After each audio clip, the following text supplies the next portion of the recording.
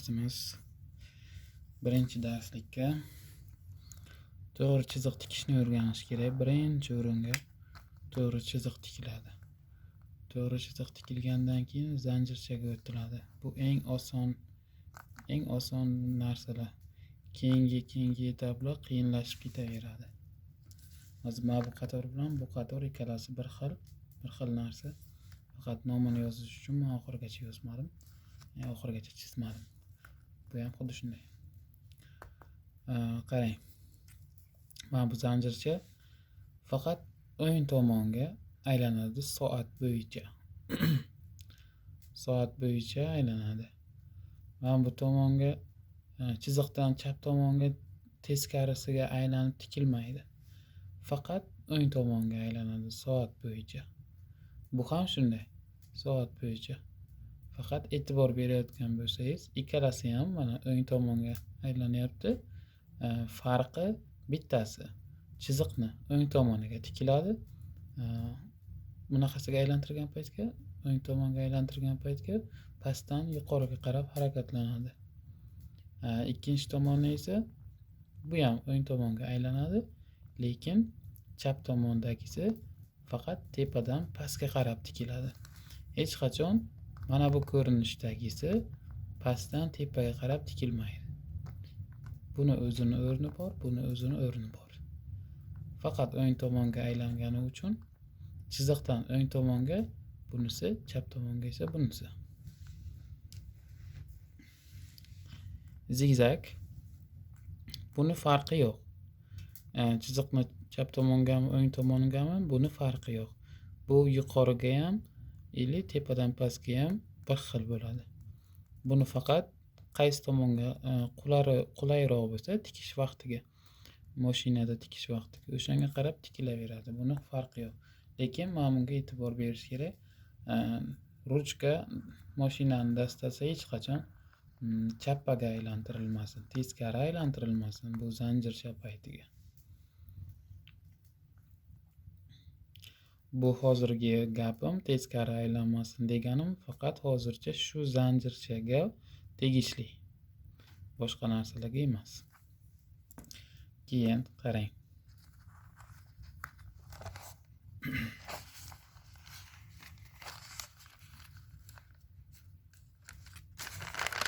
Mana bu yerga bitta kalso doira chizdim.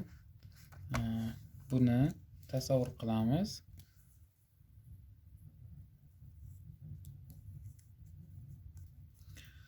Mashinani boshqaruv ruchkasi bor tagida.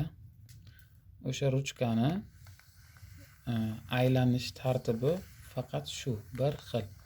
Mana shu kalsoga aylanib turib, har xil naqshlarni, har xil gullarni va hozirgi o'rganayotgan elementlarni hammasini mana shu kalsoga aylanib turib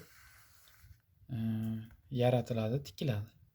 Faqat bu kalsoga bu kalso 360 gradus desak, mana shuni necha gradusiga aylantirib, keyin yoki qaysi joyiga to'xtab turib, qaysi joyiga ko'proq, tezroq aylantirib, sekin aylantirib, ana shunga qaraladi. Pop mashinani ishlatish, elementlarni chiqarish. Masalan,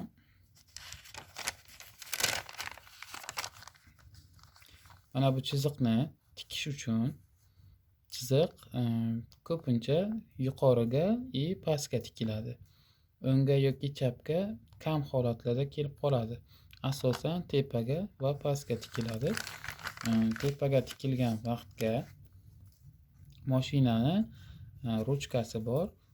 Ruchkani mana bunday ushlaymiz desak, ruchka mashinada mana shunaqasiga aylanadi. Chiziqni tepadan pastga tikish kerak bo'lsa agar, mana shu aylanadigan ruchkani o'zizga, mana bu o'ziz tomoningiz oldi. Bu esa orqa tomon. O'ziz tomonga tortib tursangiz, mashina tepadan pastga qarab harakatlanadi. Agar shu kalsoni, dastani, ruchkani yuqoriga qaratsangiz, mashina tepaga qaraydi. Xullas, mana shu kalsoni qaysi tomoniga ruchka qaratilsa o'ngga yo chapga o'sha tomonga qarab yuriydi mashina. Bu chiziqni tushuntirdim yuqoriga va pastga. Kolsoni pastiga tursa tepadan pastga tikadi, kolsoni tepasiga qaratilsa pastdan tepaga tikadi mashina. Ikkinchisi zanjircha. Zanjirchani e'tibor berayotgan bo'lsangiz, kolsosi to'g'ri kolso emas. Sal uzuncharoq, ozgina uzuncharoq. Zanjircha shunaqa bo'lishi kerak, ozgina uzuncharoq bo'lishi kerak. U uchun biza mana shu kolsodan yana foydalanamiz. Ruchkani o'ng tomonidan tikishni boshlasak, chiziqni o'ng tomonidan tikishni boshlasak, biza yuqoriga qarab ketishimiz kerak. Buning uchun nima qilinadi kolsoga? Mashina yuqoriga qarab ketishi kerak. Zanjircha faqatgina ana shunday o'ng tomonga aylantirib o'tirishdan iborat narsa. Faqat uni endi figuraga keltirish kerak. Uzuncharoq qilish kerak va yuqoriga harakatlantirish kerak. Yuqoriga harakatlantirish uchun boya tushuntirganimdek, dastani qancha yuqoriga qaratib tursangiz, shuncha yuqoriga ko'proq yuriydi. Mashina yurishdan to'xtamaydi. Element tikayotgan vaqtingizda doimiy mashina yurib turadi. O'sha uchun ruchkani bir joyga to'xtatib turish mumkin emas. Faqat ozgina sekinlashtirsa bo'ladi. Sekinlashtirgan vaqtingizda mashina yurishi bir xil, lekin qaytishi sekinlashgani hisobiga o'sha tomonga ko'proq yurib qoladi. Shuning uchun ruchkani yuqoriga qaratib, yuqoriga kelgan vaqtiga ozgina sekinlashtirib olib chiqamizda, o'sha paytda mana bu joyidan sekinlashgan vaqtda sekinlashib keladi-yu, mashina tepaga ko'proq harakat qilib qo'yadi. Keyin o'ngga qaytaramizda, tepaga kelganimizda tezroq qaytaramizda va yana sekin harakatlantiramiz. Faqatgina shu yuqoriga kelganimizda tez harakatlantirib olamiz. O'sha paytda mashina tez qaytib oladi va yana sekin aylantirishni boshlaymiz. E'tibor berayotgan bo'lsangiz, mana bu joyga kelgancha yarim oy shakl. Mana shu joydan mana shu joyga kelgancha mashinani dastasini bir xil harakatlantirish kerak, tezligini, aylantirish tezligini. Agar buni bu tomonini ham harakatini bir xil qilib qo'ysak, bu yoqdan bu yoqqa kelib qoladi. To'g'ri kolso bo'lib qoladi. Bizaga kolso kerak emas. Bizaga mana bunaqa zanjircha bo'lishi kerak. Sekin aylantirib kelamiz. Yuqoriga qaragan vaqtga tez aylantirib olamizda, yana sekin aylantirib kelamiz. O'sha paytda zanjircha paydo bo'ladi. Xo'p, endi zigzag.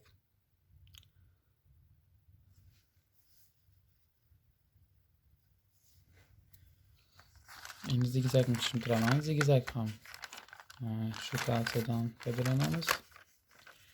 Zigzagga e'tibor berayotgan bo'lsangiz, yuqoridan kelgan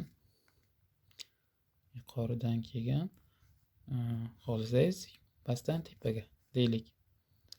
Pastdan tepaga qarayapti va to'g'riga mana bu chap tomonga qaragan vaqtda ozgina pastga harakatlanyapti. Yana o'ng tomonga qaragan paytga yana ozgina pastga harakatlanyapti. Bu uchun kolsoni pastdan tepaga qarab zanjirchani zigzag tikayotgan vaqtga kolsoni mana bu pasti bizga kerak emas. Bu pastga agar harakat qilsangiz, mashina pastga qarab yuriydi. Biza yuqoriga harakat qilishimiz kerak. Shu uchun biza yuqorini ko'proq ishlatamiz. Zigzag ozgina pastga qarashi uchun mana bu doiraning o'rtasidan ozgina pastroq tushishimiz kerak. Zigzag ishlayotgan vaqtga ozgina pastga tushamiz, ozgina. Ko'rayotgan bo'lsangiz, ozgina. Mana shu holatga qo'lingizni boshqarib tursangiz, mana shu holatga kolsodan zigzag tikadi. Zigzagni endi tepadan pastga qaratish uchun biza tepadan emas, endi pastdan foydalanamizda, mana bu o'rta chiziqdan ozgina yuqoriga ko'tarilamiz. Ikki tomonini ham. Mana o'rtaga keldik, yana ozgina olib chiqamiz. Xuddi shunday harakat qilsak, zigzag kelib chiqadi.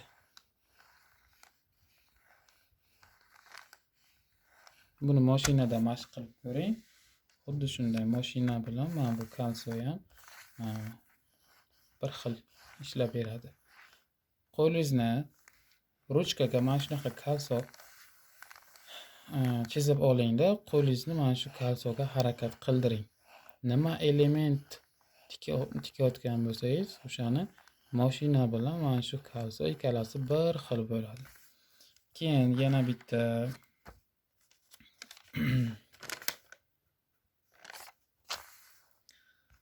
yana bitta yordam beradigan joyi, mana shu zigzagni bo'sh varaq olasizda, bo'sh varaqqa shu zigzagni chizasiz, faqat razmerini kattaroq qilib. Masalan,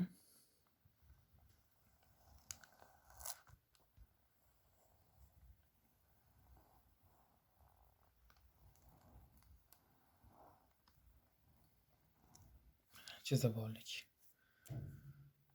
Endi daftarga kam narsa sig'adi, lekin o'rgansa bo'ladi. Mana shu chiziqdan qo'lingizni endi qo'lingizni o'rgatasiz. Mana shu chiziqdan yurib, qo'lingizni o'rgatasiz. Bu ham bitta mashq. Ruchkani ushlaganda, mashinani dastasini ushlaganda ruchkani ushlab olasizda, shu chiziqdan keyin qo'lingizni harakatlantirasiz. Bu tepadan pastga yurishi chiziqdan uzmasdan yana pastdan tepaga harakat qilasiz.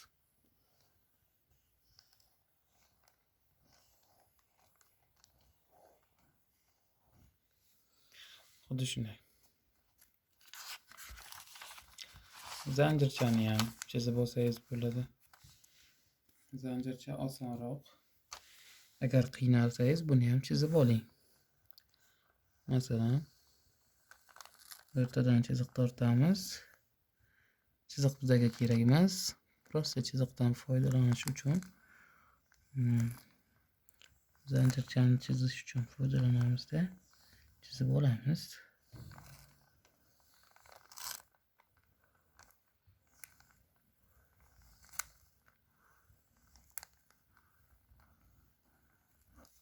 Mana chizib oldik. Endi ruchkani mashinani dastasini ushlaganday ushlab olib, mana shu chizganimiz ustidan yurg'izamiz. Shunday qilib o'rtaga kelamizda, keyin bunisiga o'tamiz. Chap tomondagi zanjircha faqat tepadan pastga yuriydi. O'ng tomondagi zanjircha faqat pastdan tepaga yuriydi.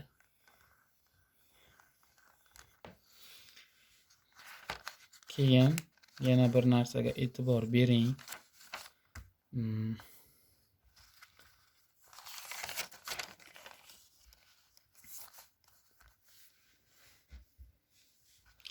Material bilan mashinani dastasini bir vaqtda ikkalasini ishlatish. Chap qo'lingiz doim matoni ustida turadi. O'ng qo'lingiz esa mashinani ruchkasida, dastasida turadi.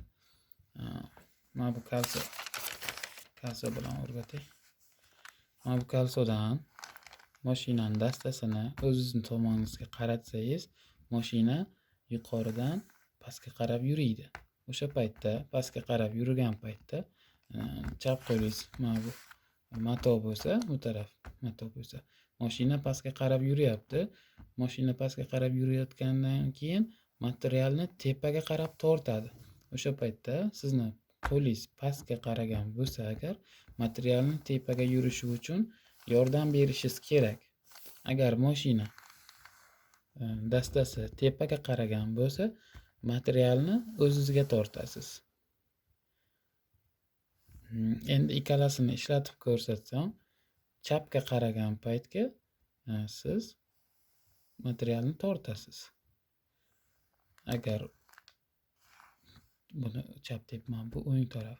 O'ngga qaragan paytga materialni tortasiz, chapga qaragan paytga materialni berasiz, naborot. Yordam berasiz yurish uchun. Xullas, qo'limiz ikki xil ishlaydi. Mana shunaqa ishlaydi. Shunisiga e'tibor bering. Zanjircha qilayotgan vaqtingizga qo'lingiz mana shunday ishlashi kerak. Bir-biriga qarama-qarshi.